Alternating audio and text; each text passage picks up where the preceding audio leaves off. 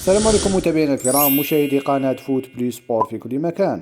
شاهدوا معنا متابعينا الكرام الحلة العالمية والفاخرة التي اكتساها ملعب عنابة الدولي اليوم. فرسميا يتم حاليا تغطية مضمار ألعاب القوى لملعب عنابة كما تشاهدون في صورة أحبابنا في الله، مما أعطى للملعب جمالا ورونقا خاصا. ملعب عنابة حاليا يعتبر من أجمل الملاعب الجزائرية التي ستحتضن شان الجزائر 2023 بداية من يوم 13 جونفي 2023.